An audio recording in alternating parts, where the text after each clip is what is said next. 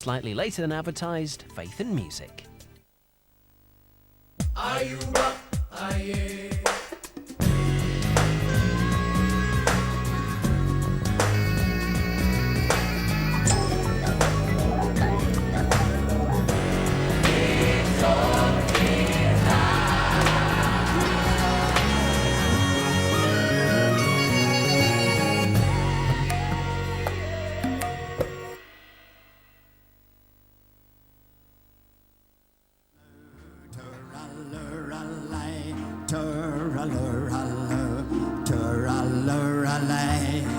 Just lay me down in my native peat with a jug of punch at my head and feet.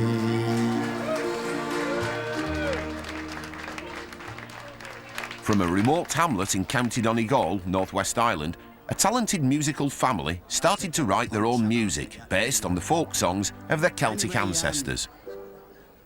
25 years later, Clannad have sold 6 million records and won dozens of awards. The proud parents of the clan are Leo and Moya Brennan. Those days, Clannad were serving you and singing an old song along with the dad, and Clannad started the group here. Now they're singing all round the world, and I really mean round the world. And the poor old fella, he's still stuck in the corner. Everybody's rushing around, trying to keep a hold on some peace of mind all the time. Moya Brennan is Clannad's lead vocalist, the eldest of 9 children, most of whom have been in the band at one point or another. I believe in God, the Almighty Father, the creator of this world. I believe that somebody loves us in such a way that will listen to your prayers. I believe that there's an everlasting life. I believe, in heaven. I mean, it's just it's sometimes hard to put into words really what it is, rather, I mean, there's a lot of things there in a feeling kind of way, but it's just the complete feeling and the peaceful and calmness feeling of knowing that God's in your life really is what my faith is. All the things they promised, they always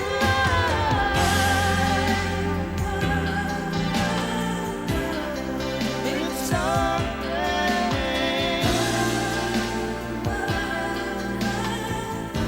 It's something to believe in.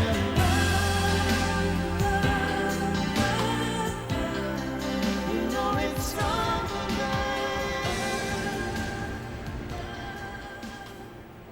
It was quite an unusual background in growing up here because of my father had a show band. So sort of growing up in an area it's a Gaeltacht area. My first language is Gaelic. So growing up where my mother would have the Gaelic songs and my grandparents and that and the stories and everything, the folklore. And then in the front room my father would be practicing or rehearsing with the show band and sheet music of Bill Haley or the Everly Brothers or Elvis Presley or whatever coming into the house. It was, you see, my father, with the show band sort of days sort of dying, he had this idea that if he got a place of his own, that he would create a place where people would come and enjoy music. What it meant for us was that it was a stage. So when we came back from our school holidays, we started getting up early on in the evening time before my father would get on stage. And then eventually what crept into our repertoire was some of the Gaelic songs, and because you'd start to discover the beautiful melodies, and we got to really like them a lot. And then we started getting involved as far as researching them and visiting the older generation with the tape and half pack of Guinness or whatever, and we had tapes of the grandfather clock ticking in the background, and them telling us the story first of where the song came from and then, you know, they give us the words and then they give you the melody and they'd say, now go off and sing it your own way.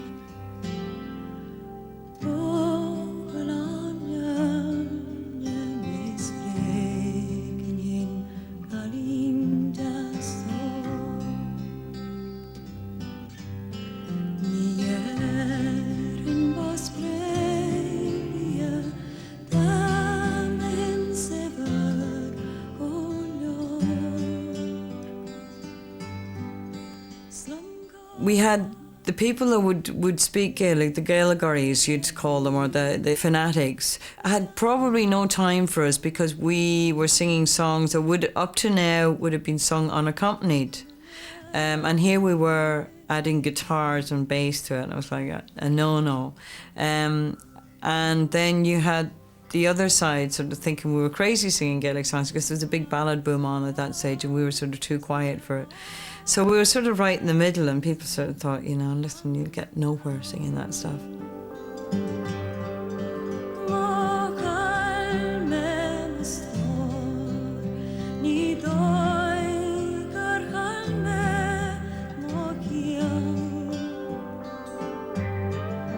I mean, if you look at songs, traditional songs, that I've been singing all my life. And one of the things that people have pointed out to me all over the world is how amazing for such a country that has so much sorrow and kind of tragedy and, you know, sadness, that there's this sort of great sense of melancholy in a lot of the songs, but always the sense of great hope. It's never sort of dark. It's never, you know, lost in a way that that's the end, you know. And it does come from the Christian faith and, you know, Catholicism, because that is, I suppose, the main religion in Ireland. And so our ancestors in that, I mean, this is, you know, it's an incredible strength that people got from their religion, and you can definitely see it around here as far as how it's, you know, how it's kept the people going, how it gives them great sense of hope and that kind of fellowship among each other. You're the Englishman that's sent in to get me, eh? Walk towards me.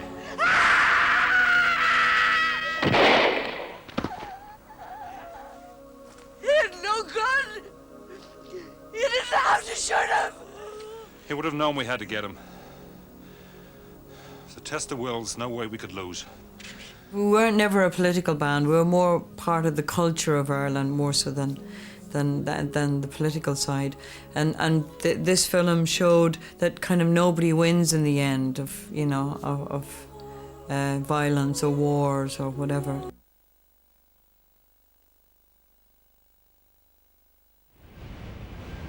The Celtic sound Clannad created is now recognised all over the world and has been used in numerous Hollywood films and TV productions. Moya herself has become an ambassador for the Celtic language and has continued to explore the history of the Celtic culture. When I was touring with Clannad, and you know, you look at the word Celt, people always refer to it as Druids and paganism because of the folklore and the lovely stories of the mythology, whatever. And they're gorgeous stories, and I love those stories, and I was brought up with them. But the fascinating thing was, most of the people that were listening to Celtic music thought that that's what Celtic culture and music was about, and only that.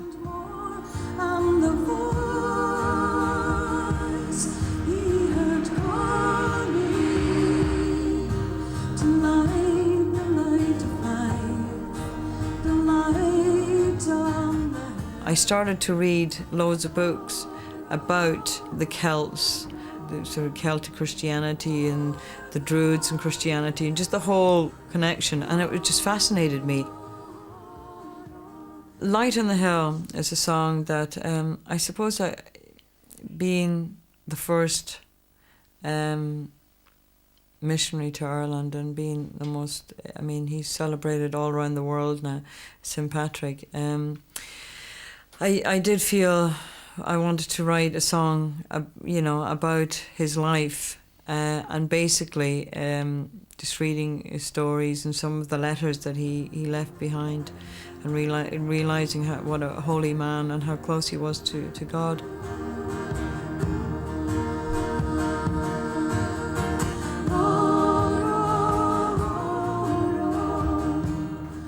The chorus, which is in Gaelic, is the voice of the Irish, hear the voice of the Lord.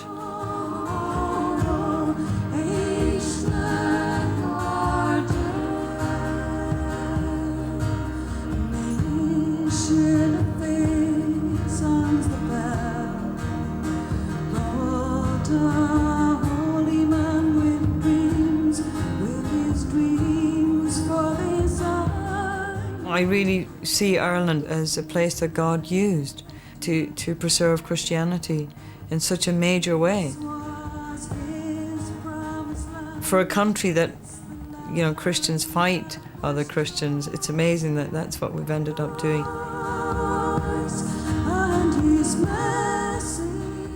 10 years ago, after a hectic life of touring and living the rock life to the full, Moya realised that her faith had become meaningless and she needed to make some changes. There was something missing in my life, and I knew I had to just find more, you know, that life is more than just sort of touring or, you know, just getting on or making money or whatever it is. You know, the kind of inner peace, I suppose, or the feeling of respect or something that everybody, I suppose, I would say, yearns for. And but you know, that was 10 years ago, and that was sort of the beginning of the year, and by kind of the summer months, you know, something wonderful happened, and I met Tim, my husband, and he had been a Christian. To me, it was like a prayer being answered, because I wanted more involvement, maybe more charismatic feeling of being involved in the church, but more. You know, he came up here, he was a photographer, he was working with NME. He arrived up here with a journalist doing a Clannad interview and taking photographs. And we fell in love. It was love at first sight. It was a relationship that developed quite a lot religiously and faith-wise.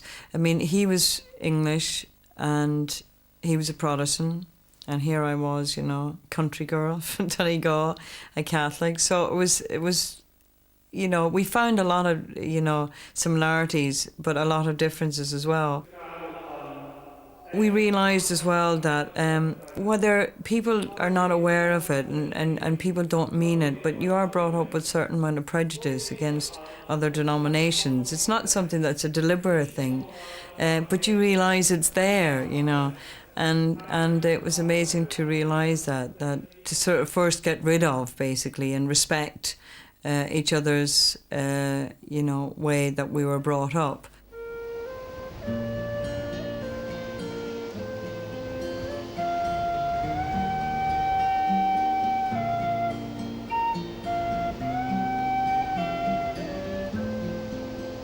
It was just amazing growing up here. I mean, with the mountains and the sea behind me.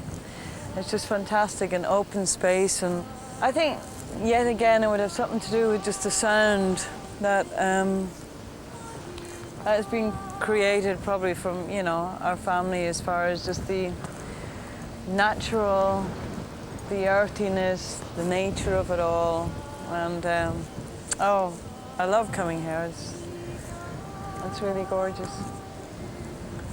It really is. But it's got its own sense of spirituality as well, as far as, you know, just the feeling from the space around you, and feeling from the area. You can look at it and sort of saying, oh, it's the word Christian is dying, it's boring, it's out of date and everything. But I mean, to me, I think that whether you like it or not, a spiritual life is important in your life, you know, no matter how you look at it.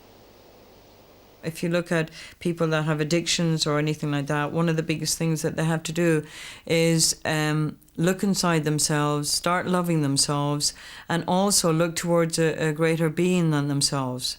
And that's the spiritual side. Even for me, you know, I know that, you know, when I get up in the morning, that I'm not by myself. And so, you know, I know, you know, everything is possible for me in a way that if it doesn't work out, then it's not meant to. But I know that because of how God is protecting me, or I ask him to, whether it's with his angels or whatever. But it's just a lovely feeling to know that, you know, you're not by yourself.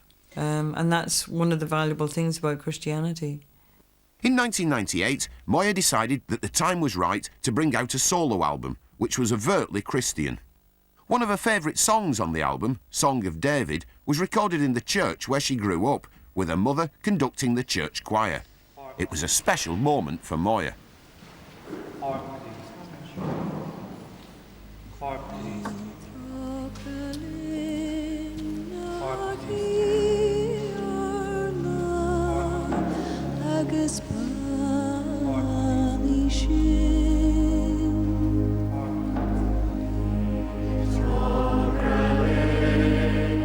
I picked out a psalm that I was fond of, Psalm 67, called it the Song of David.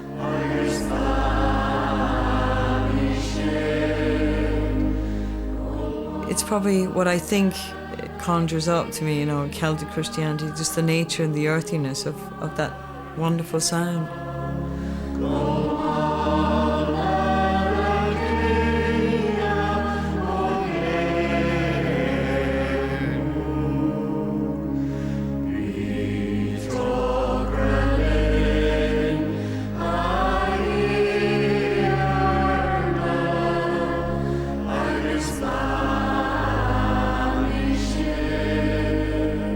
My parents have a wonderful, strong Catholic background, and you know, my grandparents as well, and we were all brought up as Catholics, and it was just part of, you know, upbringing. It was part of the life around here.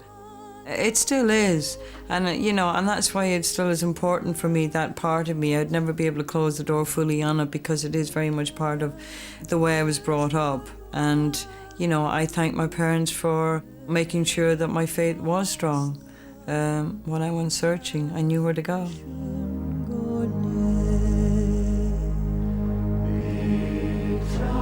I was so thrilled to have done something with my parents, because my father was in the choir as well, and it was just so lovely to share with the people around here and share something that was very important and valuable to me.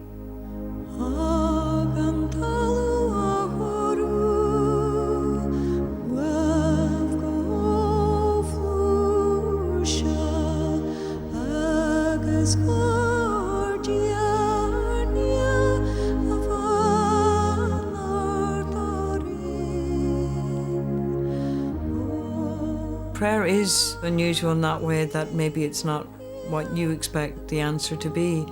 But you really have to believe as well. I mean, as far as if you pray, there's no point in praying and saying, well, now I hope it happens. Because prayer is about faith.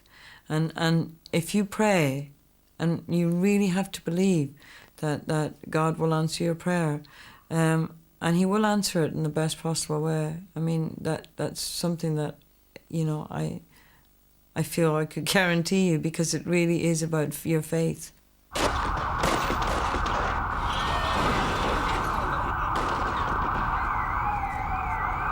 This agreement proves that democracy works. You will never solve the problems of Northern Ireland by violence. It's only on the basis of equality, fairness, and respect for our differences that we can begin to heal the deep divisions between our people.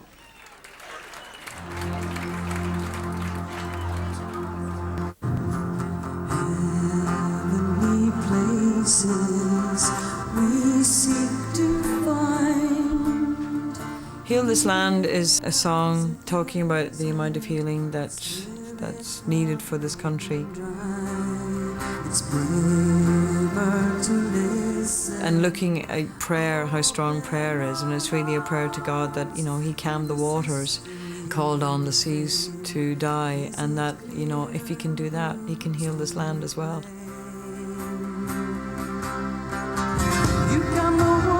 waters cold on the storms do die. With faith how we look to the sky. Our nations built from the same rock, not the sun. Oh Lord, you can heal this land. Some of the words in that are quite hard. Wonderful children destined to be climbing in darkness, a shame for you and me, and really talking about, you know, how our children will be ashamed of us sometime down the line if we don't get it together.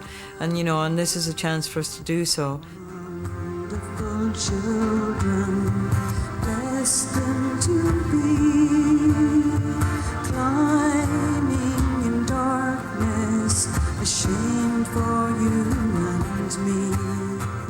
I would like to think that with what's happening now in Ireland, that maybe people will revalue their attitudes towards the different denominations, but particularly in this country.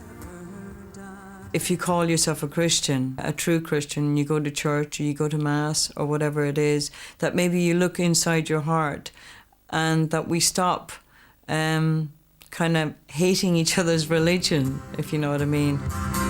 You calm the waters, cold on the storms to die. With faith how we look to the sky. The two most important commandments are to love your God and to love your neighbour. And I think this is a very important commandment to Christians today.